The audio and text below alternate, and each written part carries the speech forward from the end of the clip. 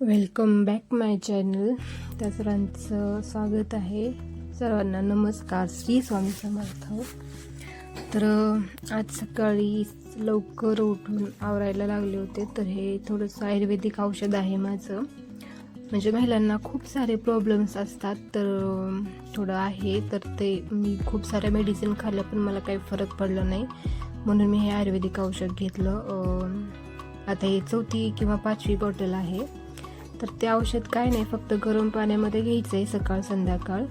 आणि एक अर्धा टोपण जरी घेतलं तरी बस. पण मी सकाळीच घेते सहसा, संध्याकाळी मी ते औषध घेत नाही. कधी लक्षात राहतं तर कधी नाही. तर हे पहा, औषध घेतलं आधी. आमोशापोटीच घ्यायचं आहे ते गरम पाण्यामध्ये. खूप फरक पडतो याच्याने. महिलांना आजकाल खूप सारे प्रॉब्लेम्स आहेत, पाठदुखी म्हणा आहे ते. तर त्याच्यामुळे हे औषध खूप खूप मला हेल्पफुल पडलं. तर मी हे न चुकता रोज सकाळी पित असते. तर चला, आज खुशीचा टिफिन पण करायचा होता ना, तर त्याचीच थोडीशी धावपळ चालू होती. तिला आज कोबीची भाजी खायची होती, म्हणून कोबी मी आज किसून घेतला. तर चिरण्यापेक्षा मी कोबी म्हणजे असं किसूनच घेते. तिला साधं सिंपल भाजी आवडते, काय नाही एवढं. फक्त जिरे मोहरी तिखट मीठ थोडंसं टाकलं तरी मी त्याच्यात तिला भाज्या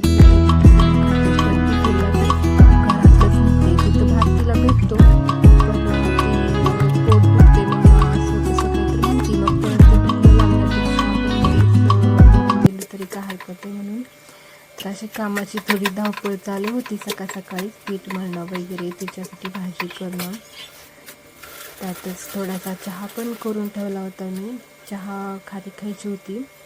असं तर चहाची मी नाही आहे एवढी प्रेमी, चहा नाही आवडत. कधी तर म्हणजे खाली बिस्किट वगैरे असेल तरच मी चहा घेते. तर मी चहा अजिबात घेत नाही. ते पण चहा मी थंड घेते, म्हणजे थोडंसं कोमट असेल तरच मी चहा घेते. इतकं कडक चहा मी घेत नाही.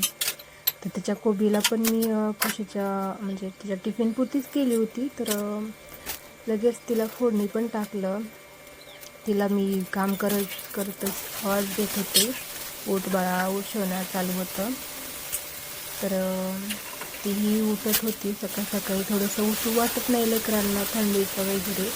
तुळजापूरमध्ये थोडीशी आहे थंडी. तर असं असतं सकाळची धावपळ वगैरे, थोडंसं कामाचं रुटीन.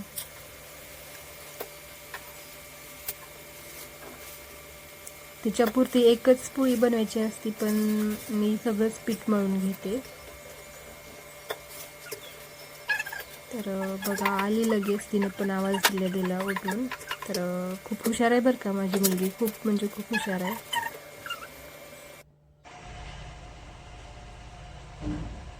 तर बघा, आम्हाला इथं जेवण जापट नव्हतं सकाळी. थोडंसं चाव म्हणून तिला सांगत होते. तर सगळं आवरून झालं होतं लवकर उठल्यामुळं. तर असं निघाली.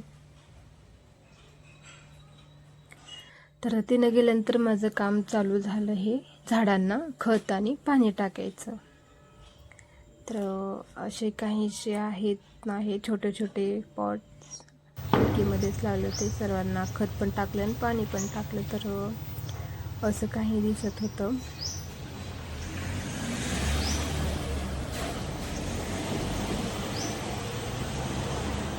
तर हे जे आता पुढे जे येतात ना, तर हे जे खत आहे ना, हे टाकायचं ना, असं लगेच वरी पाणी ओतायचं. मी पाणी ओतच नाही, असं म्हणजे बकेटातच त्याला असं थोडंसं बुडवते. कारण पाणी ओतताना ना ते खाली पाणी सांडलं जातं कधी, त्याच्यामुळं सरळ मी असं बकेटामध्येच व्यवस्थित बुडवून घेते.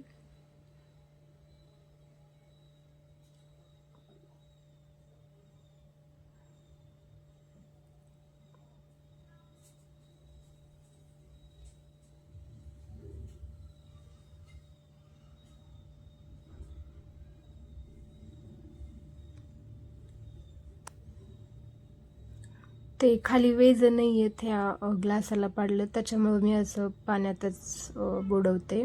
कधी वरून ओतते. तर सगळं निवांत होतं. म्हटलं आज झाडांना खत द्यावं, म्हणून आज थोडंसं माझं झाडाचं काम चालू होतं. म्हटलं व्हिडिओ चालू होता का नाही, म्हटलं एक वेळेस व्हिडिओकडे पण बघितले होते त्याच्यामुळे.